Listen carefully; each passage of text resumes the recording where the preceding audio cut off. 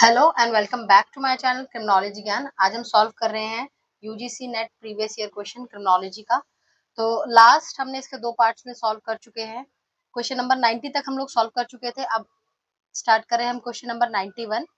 Question number 91 कहता है कि जो डिफरेंशियल एसोसिएशन थ्योरी है जो सदरलैंड ने बताई है वो कैसे, उसके जो 9 प्रिंसिपल्स थे उसके हिसाब से इसको हमें सीक्वेंस में रखना है। And the options are: learning includes techniques of committing crimes, motives, drives, and rationalizations. It is learned through a process of interactions. Motives or drives is learned from definitions of legal codes as favorable or unfavorable. Learning occurs within intimate, small personal groups. And the last option is criminal behavior is learned behavior. तो सबसे पहले समझते हैं कि differential association theory होता क्या है। तो सदरलैंड ने ये कहा कि जैसे को हम कोई भी बिहेवियर लर्न करते हैं सेम वैसे ही क्रिमिनल बिहेवियर भी लर्न बिहेवियर होता है। तो उन्होंने ना 9 प्रिंसिपल्स दिए थे डिफरेंशियल एसोसिएशन थ्योरी के अंदर, जिसमें सबसे पहला पॉइंट यही था कि जो क्रिमिनल बिहेवियर है वो लर्न बिहेवियर है। ये हमारा पहला पॉइंट था। उसके बाद नेक्स्ट जो है, it is learn through a process of interaction. यहाँ पर हम इंटरेक्ट करते हैं दूसरों से तभी हम चीजों को समझते हैं। तो ये हमारा सेकंड पॉइंट था। थर्ड क्या है कि जो लर्निंग है वो जनरली किससे होती है, जब इंटीमेट ग्रुप होता है या स्मॉल पर्सनल ग्रुप्स होते हैं। भाई पर्सन उसी इंसान की बात मानेगा ना जो उससे क्लोज होगा। तो वो जो लर्निंग हो रही है वो इंटीमेट स्मॉल पर्सनल ग्रुप से होगी। क्या है? एंड नेक्स्ट क्या है, learning includes techniques of committing crimes, motives, drives and rationalisation. कि लर्निंग में कौन कौन से टेक्निक आ जाएंगे कि क्राइम कौन सा कमिट करना है, क्या मोटिव है, क्या ड्राइव्स हैं, क्या रैशनलाइजेशन है। तो ये हमारा फोर्थ पॉइंट हो जाएगा। And the last one will be motives, drives is learned from definition of legal codes as favorable or unfavorable. So our correct option will be E, B, D, A and C. So the option number 3 is the correct answer. Next question देखते हैं। Question number 92 क्या कहता है, among the following experts which person visited India after independence to study and improve the Indian prison system। कौन सा expert India में independence के बाद आया और उसने इंडियन प्रिजन सिस्टम को सुधारने के लिए कोशिश करी। ठीक है, ऑप्शन में आपके पास कौन कौन है, doctor E.H. Sutherland, doctor W.C. Reckless, doctor G.B. Vold and doctor Donald Taft. So the correct answer is W.C. Reckless. Option number 2 is the correct answer. देखो 1951 में जो इंडियन गवर्नमेंट थी उन्होंने क्या किया, यूनाइटेड नेशंस एक्सपर्ट को बुलाया। वो कौन थे, डॉक्टर W.C. रेकलेस। और इन्होंने क्या किया, प्रिजन एडमिनिस्ट्रेशन की स्टडी करी और पॉलिसी रिफॉर्म भी बताया। इन्होंने एक रिपोर्ट सबमिट करी जो रिपोर्ट का टाइटल था जेल एडमिनिस्ट्रेशन इन इंडिया। और क्या बताया इन्होंने कि जो ऑलरेडी पुराने जो जेल मैनुअल्स हैं उनको चेंज किया जाए, रिवाइज किया जाए। और ये भी कहा कि जो जेल्स हैं उनको रिफॉर्मेशन सेंटर्स में चेंज कर दें। नेक्स्ट क्वेश्चन देखते हैं। क्वेश्चन नंबर 92 हमें क्या बताना है कि जो क्रिमिनल कोर्ट्स हैं इंडिया में उसका क्लासिफिकेशन बताना है हायरार्कीली। यानी सबसे पहले कौन से आते हैं, कोर्ट ऑफ सेशन आपका आता है, देन आपका आता है judicial magistrate of the first class, then आ जाता है आपका judicial magistrate of the second class, then आ जाता है आपका एग्जीक्यूटिव मजिस्ट्रेट। सो यही सीक्वेंस रहेगा ABCD। Then option number 3 will be the correct answer. Question number 94 check करते हैं। क्वेश्चन नंबर 94 कहता है sequence how the case proceeds according to criminal procedure code. कि कोई भी एक केस होता है वो कैसे प्रोसीड किया जाता है। सबसे पहले अरेस्ट होता है पर्सन, देन उसके बाद उसको पुलिस कस्टडी में रखा जाता है। ठीक है, उसके बाद आ जाता है आपका पुलिस कस्टडी से उसको ट्रांसफर किया जाता है जुडिशियल कस्टडी में और फिर उसको मजिस्ट्रेट द्वारा बेल मिलता है। So option will be CADB। Option number D, option number 4 will be the correct answer. Next question देखते हैं। Question number 95। क्वेश्चन 95 क्या कहता है, फ्रीनोलॉजी। फ्रीनोलॉजी एक टर्म है ये इनमें से किससे एसोसिएटेड है, किससे जुड़ा हुआ है? तो अगर मैं आपको एक नॉर्मली बताऊं जनरल टर्म में, तो फ्रेनोलॉजी क्या होता है कि on the basis of size and shape of the skull, कि कोई पर्सन कैसा, उसका पर्सनालिटी है, उसके बेसिस पर बताते हैं, उसकी स्टडी को फ्रेनोलॉजी कहते हैं। तो देखो ये जो ऑप्शंस है, पहले क्या है, determining intelligence and personality on the basis of size and shape of the skull, ये सही बात है, ठीक है, तो ये तो हमारा सही है। सेकंड क्या ऑप्शन है, क्या, certain areas of brain correspond to various psychological and intellectual characteristic, brain के कुछ कुछ हिस्से होते हैं जो अलग अलग वे में इंटरेक्ट करते हैं, ठीक है, कोई सैडनेस के लिए है, कोई एंगर के लिए है, तो ये बात भी सही है, तो ये भी सही है। नेक्स्ट क्वेश्चन क्या, investigation of the bumps and other irregularities of the skull, yes, हम फ्रेनोलॉजी में यही पढ़ते हैं कि जो स्कल के अंदर बम्प्स और इरेगुलरिटीज होते हैं, हम उसको इन्वेस्टिगेट करते हैं, तो ये भी सही है। एनोमी जो टर्म है ये हमारा नहीं आएगा, क्योंकि एनोमी हमने पढ़ा था ना, anomie and strain theory phrenology से बिल्कुल अलग है। And last one is human mental powers can be analyzed into a definite number of independent faculties। देखो इसमें क्या होता है कि अलग अलग बम्प्स होते हैं, अलग अलग इंडिपेंडेंट फैकल्टीज हैं, जो कि अलग अलग चीजों के लिए रिस्पॉन्सिबल होते हैं, जैसे मेमोरी हो गया, क्रिएटिविटी हो गया, तो ये बात भी सही है।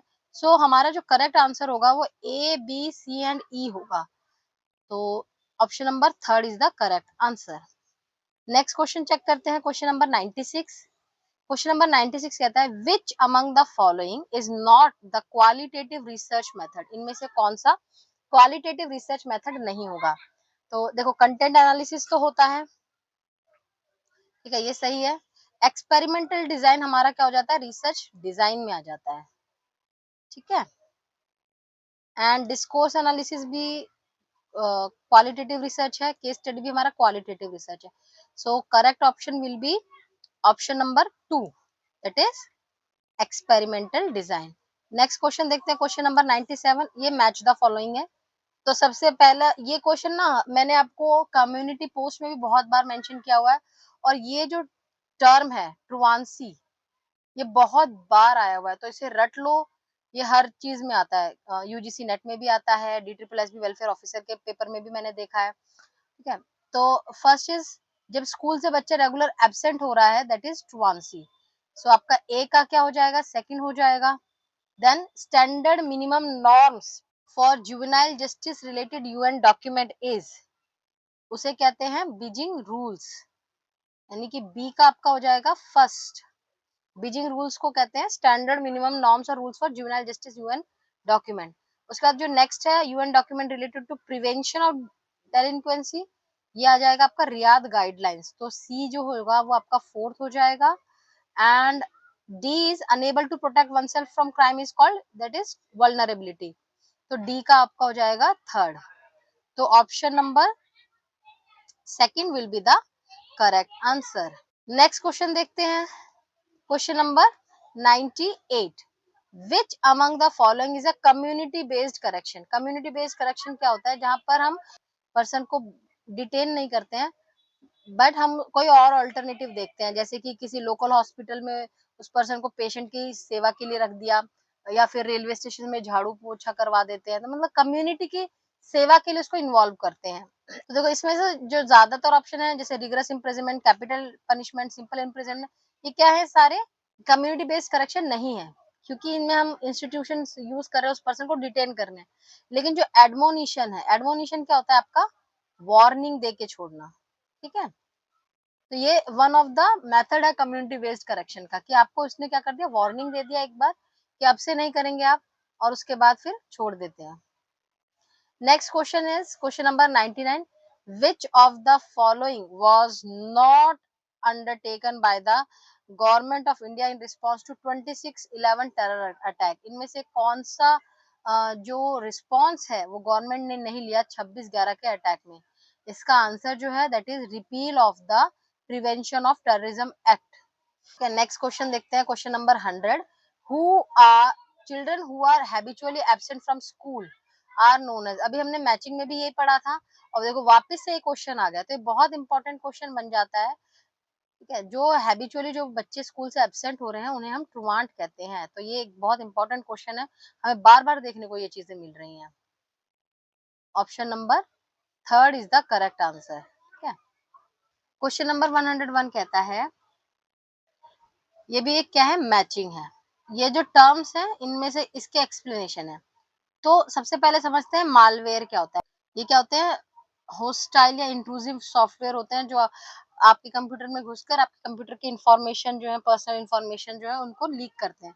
तो ये क्या हो गया, मैलवेयर। तो आपका बी का हो जाएगा फर्स्ट, बी का हो जाएगा फर्स्ट। देन आ जाता है वेलिंग। वेलिंग क्या होता है, वेलिंग का पूरा नाम जो है एक्चुअल में वेलिंग फिशिंग है। ठीक है, ये सारे टर्म्स जो हैं वो साइबर क्राइम से रिलेटेड है। तो वेलिंग फिशिंग तो क्या होता है, जब हम सीनियर एग्जीक्यूटिव या हाई प्रोफाइल लोगों को टारगेट करते हैं मेल के थ्रू। फिशिंग सबको पता है, फिशिंग क्या होती है। फिशिंग में क्या करते हैं हम, फेक मेल्स जनरेट करते हैं जिसमें फेक लिंक्स हम प्रोड्यूस करते हैं, जिस पर अगर पर्सन क्लिक करता है तो उसके बैंक से अमाउंट डिडक्ट हो जाता है ना। तो जब सीनियर एग्जीक्यूटिव, सीनियर लेवल पर या हाई प्रोफाइल लोगों को जब टारगेट किया जाता है तो उसे हम कहते हैं वेलिंग फिशिंग। सो सेकंड का क्या हो जाएगा, दैट इज डी का हो जाएगा आपका सेकंड। फिर आ जाता है आपका डिनायल ऑफ सर्विस। तो टू मेक अ मशीन और network resource unavailable, denial word से अनअवेलेबल वर्ड को मैच कर सकते हैं। तो आपका थर्ड जो हो जाएगा, ए का हो जाएगा आपका थर्ड। एंड लास्ट ऑप्शन देखो क्या है, विशिंग। जब हम टेलीफोनिक सिस्टम की हेल्प से फिशिंग करते हैं तो सी का हो जाएगा आपका फोर्थ ऑप्शन। ठीक है, तो इस हिसाब से देखा जाए तो option number second will be the correct answer.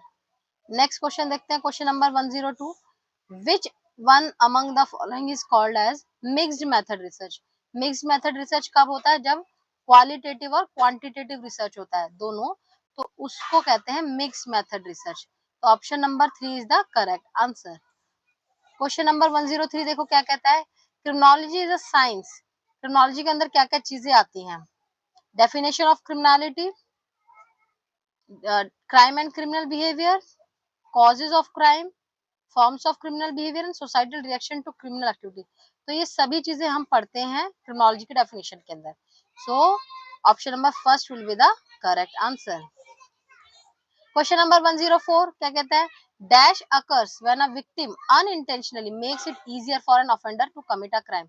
जब एक विक्टिम अनइंटेंशनली ऑफेंडर के लिए इजी कर देता है कि वो क्राइम कमिट करे, तो वो टर्म क्या हो जाएगी आपकी, विक्टिम फैसिलिटेशन। देखो, विक्टिम प्रोवोकेशन और विक्टिम फैसिलिटेशन में आपको दिक्कत हो सकती है। तो विक्टिम प्रोवोकेशन होता है जब विक्टिम प्रोवोक कर रहा है, उसको इंस्टिगेट कर रहा है कि भाई तूने मुझे मारा है या मैंने तुझे मारा है, अब तू भी मुझे मार, इस तरीके से मार सकता है क्या, इस तरीके से हम क्या इंस्टिगेटिंग वर्ड्स यूज करते हैं, तो वो विक्टिम प्रोवोकेशन में आता है। तो जहाँ कहीं ना कहीं विक्टिम को पता है कि हाँ वो जो लड़ाई है वो बढ़ सकती है, लेकिन विक्टिम फैसिलिटेशन में क्या होता है कि विक्टिम को पता नहीं है, ठीक है, लेकिन विक्टिम जो है फैसिलिटेट कर रहा है ऐसी अपनी पोजीशन को। मान लेते हैं कि ऐसे डार्क एरिया में वो रात को जा रहा है महंगे महंगे ज्वेलरीज पहन के, तो क्या कर रहा है विक्टिम अपने आप को फैसिलिटेट कर रहा है विक्टिमाइजेशन के लिए। क्वेश्चन नंबर 105 देखो, who among the following printed out that white collar crime was more dangerous society than ordinary crime. इनमें से किसने कहा कि जो व्हाइट कॉलर क्राइम है वो सोसाइटी में ऑर्डिनरी क्राइम से ज्यादा हार्मफुल है, क्योंकि एक तो यहाँ पे फाइनेंशियल लॉस जो होगा वो ज्यादा होगा, और सेकेंडली जो पब्लिक मोरल है उसके ऊपर डैमेज हमें देखने को मिलता है। तो जहां कहीं भी आपको व्हाइट कॉलर क्राइम के बारे में बात करी जाए तो मोस्टली का जो आंसर होगा आपका हो जाएगा Edwin H Sutherland. So option number 4 will be the correct answer. Question number 106 देखते हैं, which of the following directives were issued by Supreme Court in Prakash Singh and others versus Union of India and others case pertaining to police reform। इनमें से जो police reform पर जो directives दिए थे किस केस में, Prakash Singh and others versus union of India, इस केस में सुप्रीम कोर्ट ने क्या डायरेक्टिव दिए थे। पहला तो है setting up of police complaint authorities, ये सही बात है। सेकंड है उन्होंने मिनिमम टेन्योर भी फिक्स कर दिया था, ये भी बात सही है। इन्वेस्टिगेशन विंग को लॉ एंड ऑर्डर विंग से अलग करना था, ये भी सही है। लास्ट के जो दो ऑप्शन है teeth to tail ratio of police ये नहीं था, एंड पुलिस पब्लिक रेशियो ये भी नहीं था. So option number A, B and C जिसमें आ रहा, that is option number third is the correct answer. Question number 107 देखते हैं. Which one of the following criminologists is not a proponent of the positive school of criminology? देखो जब positive school of criminology की बात आती है तो इस पर मैंने एक लेक्चर भी बनाया हुआ है, आप वहां पर भी जाके चेक कर सकते हैं. सो पॉजिटिव स्कूल में आपके लॉम्ब्रोसो आ जाते हैं, गैरोफेलो आते हैं एंड एंड्रिको फेराई आते हैं. तो ऑप्शन नंबर 2, 3, 4, ओके सॉरी, तो हमें बताना है नॉट अ प्रोपोनेंट, है ना. तो ये तीनों तो आते हैं पॉजिटिव स्कूल में. तो जो नहीं आते वो आते हैं सीजर बकेरिया, और ये किस में आते हैं आपके क्लासिकल स्कूल के अंदर. तो option number first will be the correct answer. Next question देखते हैं. Question number 108. Which one of the following criminologists explain crime in relation to economic condition? Economic conditions को रिलेट करके किस क्रिमिनोलॉजिस्ट ने crime को समझाया था? So option number second will be the correct answer, William A Bonger. Question number 109 क्या कहता है? Arrange the following theories as per their chronological order, यानी कि जो थ्योरी पहले आई है उसको पहले रखना है, जो थ्योरी बाद में आई उसको बाद में रखना है. तो ऑप्शंस में क्या आ जाता है आपका? Labelling theory, positive theory, routine activity theory and life course theory. तो सबसे पहले तो आपका आ जाएगा पॉजिटिव स्कूल ऑफ, है ना. सेकंड आ जाता है आपका लेबलिंग थ्योरी, देन आपका आ जाएगा routine activity theory, and fourth आ जाएगा लाइफ कोर्स थ्योरी. तो ये है आपका sequence, that is B A C D. Option number second will be the correct answer.